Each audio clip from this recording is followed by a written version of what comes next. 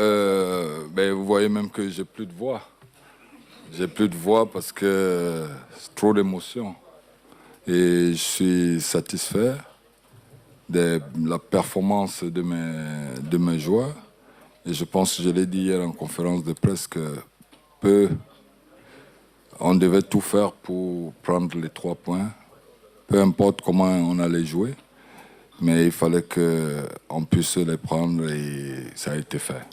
Pas facile, mais l'objectif il a été atteint, mais c'est pas fini encore. Quels ont été les mots que vous avez utilisés dans le vestiaire pour qu'on ait une deuxième autre équipe du Cameroun dans cette seconde période? Les mots, vous savez, moi, je parle toujours avec un sens de modestie pour dire ma petite expérience que j'ai vécue.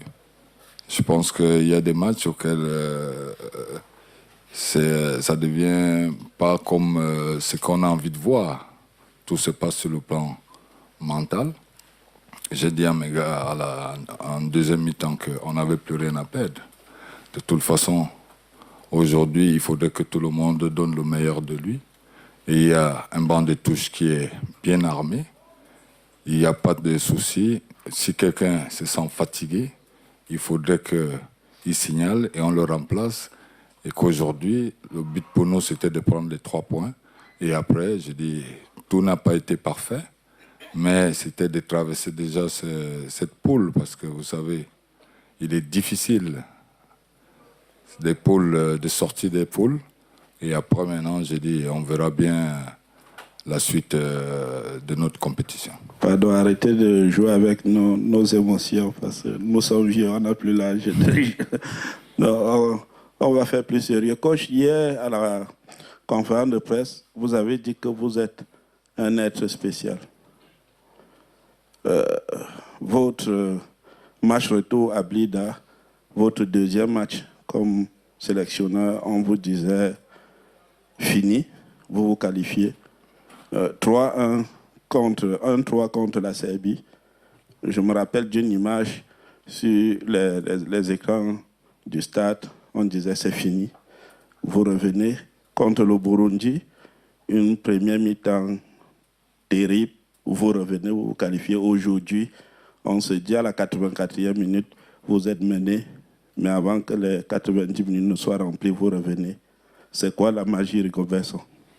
Il n'y a pas de magie. Il n'y a pas de magie. Si je peux utiliser le terme magie au niveau sportif et footballistique en général, je dirais tout simplement que aujourd'hui, il faudrait que nous reconnaissons, même si j'ai dit il est difficile de le reconnaître, que nous sommes en pleine construction. C'est une nouvelle génération. C'est-à-dire le temps de s'adapter, ça va prendre du temps. D'avoir l'état d'esprit qu'ils ont eu aujourd'hui, peut-être qu'il a fallu qu'on traverse des moments difficiles pour qu'ils se rendent compte d'eux-mêmes, de prendre conscience que peut-être qu'ils méritent mieux que ça.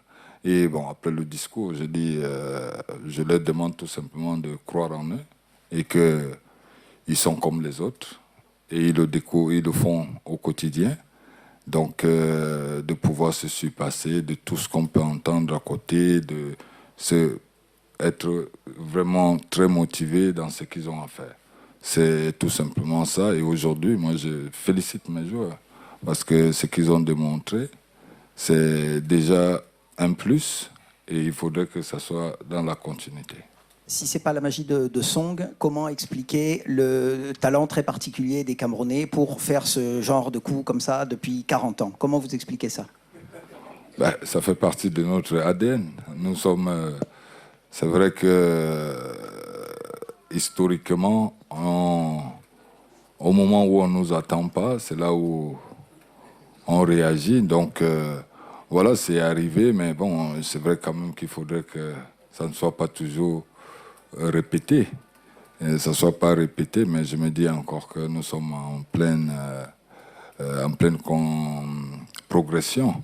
J'ai dit, je suis un jeune entraîneur, j'apprends tous les jours et c'est à force de faire des bêtises, comme on dit, qu'on apprend.